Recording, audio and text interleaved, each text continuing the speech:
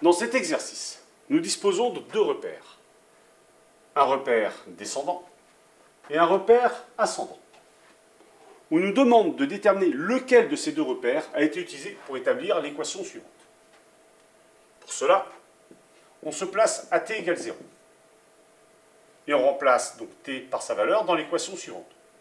Donc z de t égale 0 est égal à moins a sur 2 fois 0 au carré, qui est la valeur de t, plus h. Moins a sur 2 fois 0 au carré donne bien 0, plus h nous donne donc la valeur de h. À l'aide de cette résolution, nous allons pouvoir déterminer lequel des deux repères a été utilisé. On nous dit dans l'énoncé que, au départ, l'objet est lâché depuis le troisième étage, c'est-à-dire ici. Si je prenais ce repère de gauche, le repère descendant, on voit bien qu'à t égale 0, la valeur qui serait indiquée par le repère serait 0. En échange, dans le repère de droite, à t égale 0, mon objet se situe à cette altitude-là, qui correspond bien sûr à la hauteur ici. H, que je note 3, puisque nous sommes au troisième étage. On voit donc bien ici que le repère qui est utilisé est bien le repère de droite, car il nous permet d'atteindre à t égale 0 une valeur de h qui est indiquée ici.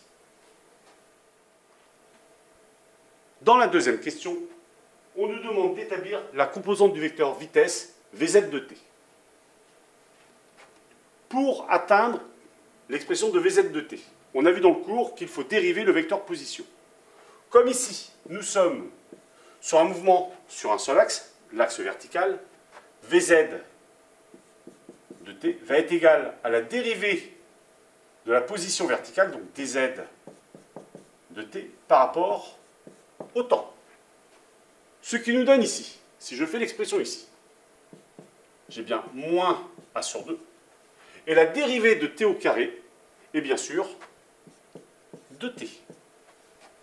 Plus h étant une constante, la dérivée d'une constante est bien sûr égale à 0. Ce qui nous donne ici, en expression pour Vz de t, moins a sur 2 fois 2t, ça donne bien moins a fois t, plus 0 qui reste ici. Donc l'expression de Vz de t est bien moins a fois t. Dans la troisième question, on nous demande de déduire les normes des vitesses de l'objet au moment où il atteint le deuxième étage, puis le premier étage. Donc on déterminera le deuxième étage pour nous. Le deuxième étage correspondra à la hauteur qu'on appelle h2 et le premier étage à une hauteur qu'on dénommera h1. Maintenant, nous allons déterminer la vitesse de l'objet quand il est au niveau du deuxième étage. Tout d'abord, avant de déterminer bien sûr sa vitesse, on doit trouver le temps, et le temps, on va le déterminer grâce à cette équation-là.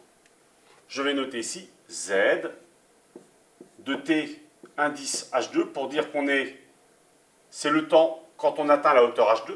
Donc cette hauteur-là, z de t h2, c'est bien sûr la hauteur h2 elle-même, qui est égale à moins a sur 2 fois t de h2 que je mets au carré, plus h que je note h3, puisque c'est la hauteur initiale à t égale 0. Et à t égale 0, on lâche bien l'objet depuis le troisième étage, d'où h3. Maintenant, il faut que j'isole ceci, t de h2 à ce niveau-là. Je vais donc passer h3 de l'autre côté. Le h3 est additionné. Si je passe de l'autre côté, donc il va soustraire. Ce qui nous donne ici simplement h2 moins h3 est égal à moins a sur 2 fois t de h2 au carré. Ensuite, je passe le signe moins de l'autre côté, ce qui me donne ici moins h2 moins h3 qui est égal à a sur 2 fois t de h2 au carré. On continue, donc là on va développer, ce qui nous donne moins h2 et moins moins, ce qui donne plus h3. On a donc h3 moins h2 qui est égal à a sur 2 fois t de h2 au carré. Nous aurons bientôt l'expression de t de h2. Je vais donc passer le 2 de l'autre côté, puisque le 2 qui est de l'autre côté divise ici. Si je le passe de l'autre côté, il va multiplier. Et par contre, le A qui est ici, qui multiplie, si je le passe de l'autre côté, il va donc faire l'opération inverse qui est diviser. On obtient donc ici 2H3 moins H2 divisé par A, qui est égal à T2H2 au carré. Maintenant, pour obtenir l'expression de T2H2, il suffit juste de faire la racine carrée de cette expression, ce qui nous donne la racine carrée de H3 moins H2 divisé par A. Donc nous voici déjà dans une première étape. Nous avons déterminé ce temps H2. Et bien maintenant, pour trouver la valeur Vz de T en H2, donc Vz de T H2 ici, en H2, eh bien je fais A moins A, que je divise par T, donc cette expression-là, T de H2, qui est donc racine de 2 H3 moins H2 sur 2A. Si on réalise l'application numérique à l'aide des données du livre, eh bien on obtient que Vz de TH2 est égal à moins 56 mètres par seconde. Maintenant, nous allons déterminer la vitesse de l'objet quand celui-ci est au niveau du premier étage. Vitesse au niveau du premier étage. Eh bien, on va faire un raisonnement analogue à celui-ci, qui va nous permettre d'accéder directement à Vz de T en H1. Donc ici, on obtient Vz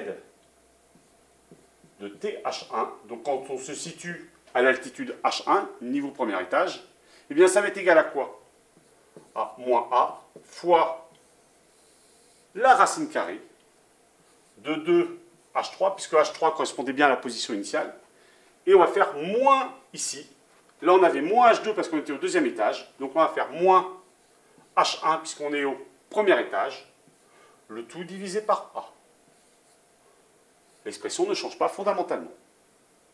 Eh bien, si on fait l'application numérique de ceci, on trouve avec l'application numérique et les valeurs du livre que Vz de T en H1 est égal à moins 65 mètres par seconde.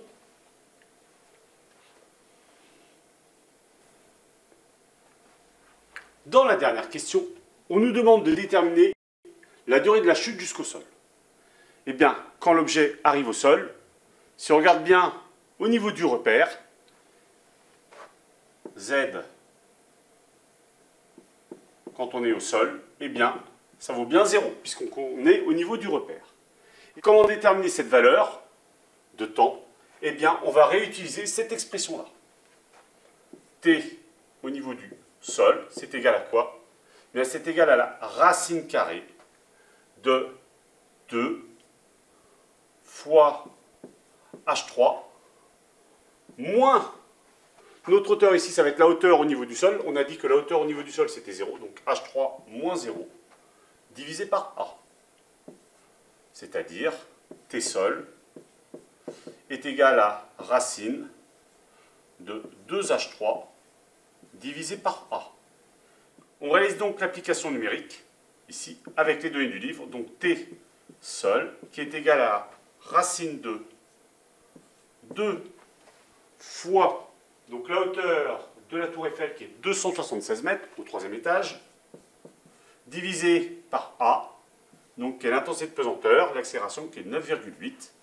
Donc ce qui nous donne ici, simplement, une valeur de 7,5 secondes. Donc il faudra donc 7,5 secondes pour que l'objet chute depuis le troisième étage jusqu'au sol.